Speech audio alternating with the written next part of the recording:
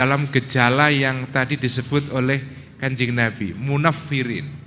Orang-orang yang membuat orang menjadi lari dari agama karena yaitu membuat agama menjadi sulit gitu. Seolah-olah yang masuk surga dia sendiri. Orang lain tidak berhak masuk surga, orang lain dianggap bukan muslim, padahal dia sholat, dia menjalankan seluruh rukun-rukun Islam, tetapi dianggap kafir.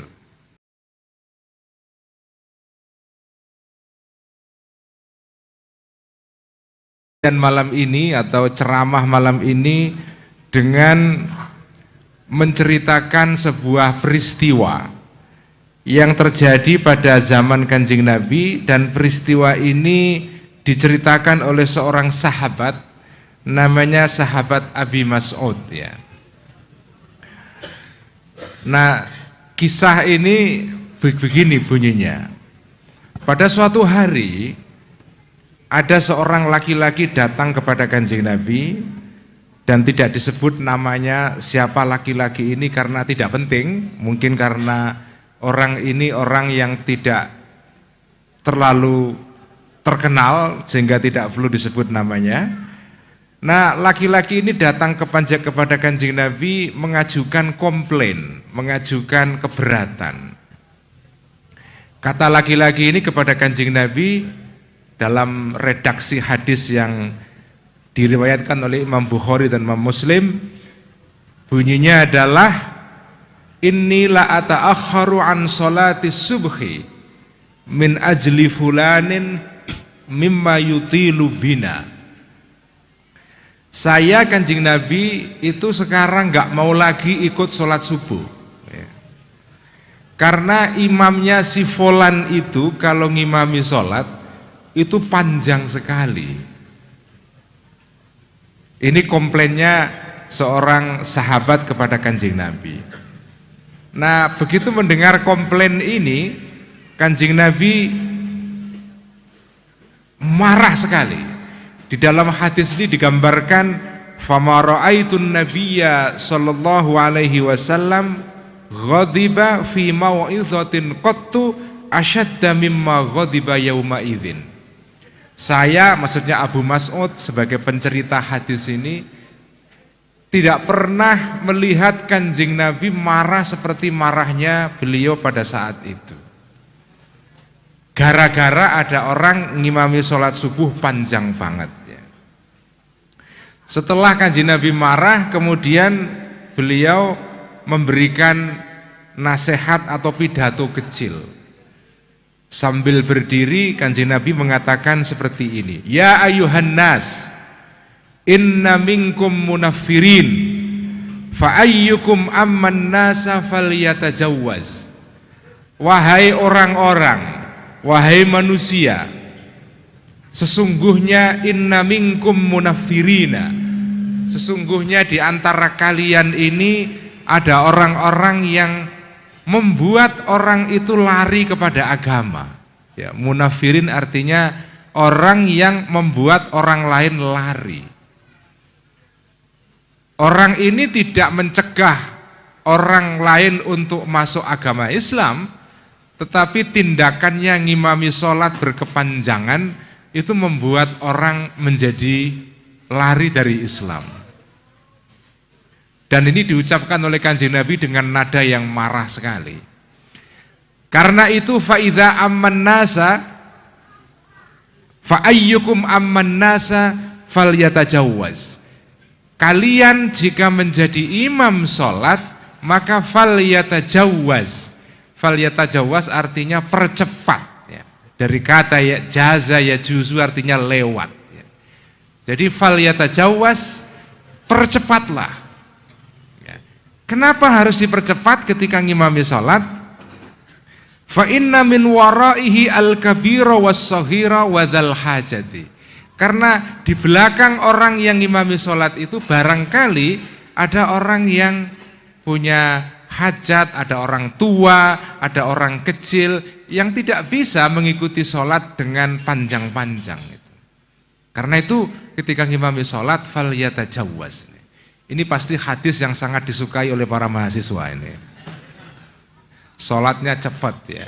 Kemarin ketika di kafe mana Sorowajan ya, basa-basi Sorowajan, saya bercerita mengenai pengalaman saya ikut salat dan imamnya adalah Sayyid Ahmad Ibn Muhammad Alwi Al-Maliki di Mekah, seorang ulama Saudi yang ahli sunnah wal jamaah dan banyak punya murid dari Indonesia.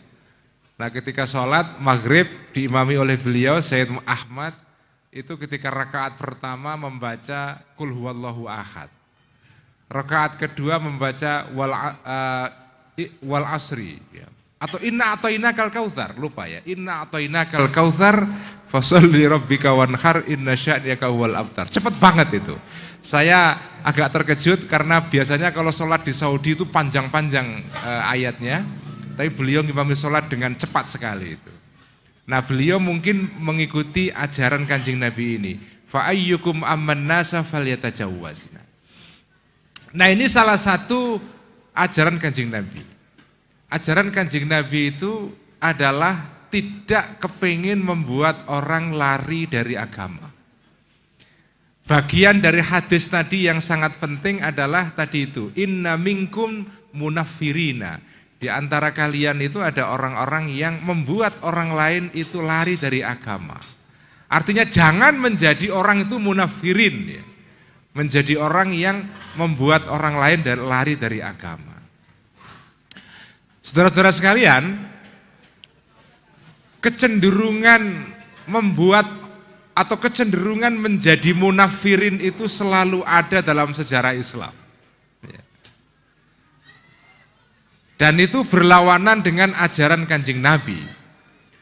Kecenderungan orang menjadi munafirin, ya, membuat orang lain tidak suka agama, karena agama dibuat begitu sulit, begitu susah, ya, itu muncul dalam sepanjang sejarah Islam. Nah, sekarang ini di era modern ini, itu gejala serupa juga terjadi. Ada gejala munafirin. Orang-orang itu menjadikan orang lain lari dari agama. Salah satu gejala munafirin itu adalah gejala orang-orang itu gampang menganggap orang lain itu kafir misalnya. Gampang menganggap orang lain sesat. Gampang menganggap orang lain itu salah, gampang menganggap orang lain keliru dan seterusnya.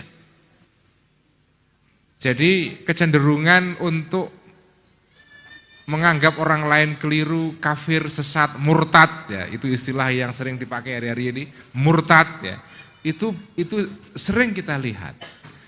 Nah saya memandang gejala seperti ini bagi saya itu masuk di dalam gejala yang tadi disebut oleh Kanjeng Nabi, munafirin. Orang-orang yang membuat orang menjadi lari dari agama karena yaitu membuat agama menjadi sulit. Seolah-olah yang masuk surga dia sendiri. Orang lain tidak berhak masuk surga, orang lain dianggap bukan muslim, padahal dia sholat, dia menjalankan seluruh rukun-rukun Islam, tetapi dianggap kafir. Nah bagi saya ini termasuk gejala munafirin juga. Nah yang terkena gejala seperti ini, ya gejala dikafirkan dan dimurtadkan itu tidak kurang-kurang dari seorang imam besar dalam sejarah Islam yang namanya adalah Imam Ghazali. Imam Ghazali yang hidup pada abad ke-11, 10-11 Masehi, di kota Baghdad ya, itu pernah dikafirkan oleh orang lain. Bayangkan orang sebesar Al-Ghazali saja dikafirkan. Nah, gara-gara Imam Ghazali dikafirkan ini ada hikmahnya sebetulnya. Gara-gara beliau dikafirkan itu kemudian beliau mengarang kitab. Kalau kita dikafirkan itu kan paling mungkin hanya nulis status di Facebook atau posting di Twitter, satu tweet saja. Kalau Al-Ghazali dikafirkan malah lahir kitab. Lahirlah kitab, judulnya adalah Faisalut Tafriqah Bainal Islami waz Zandaqah. Ini kitab pendek, risalah, ditulis oleh Al-Ghazali gara-gara beliau dikafirkan oleh orang lain. Nah, ini kitab, saya menganggap ini kitab yang penting sekali karena saya menyebut ini adalah kitab toleransi. Kitab yang mengajarkan agar umat Islam itu tidak saling menyesatkan, mengkafirkan, memurtadkan sesama orang muslim. Karena kalau jenengan itu suka mengkafirkan orang lain ya, itu nanti yang terjadi adalah sampean akan menjadi munafirin, menjadi orang yang membuat orang Islam lari dari Islam.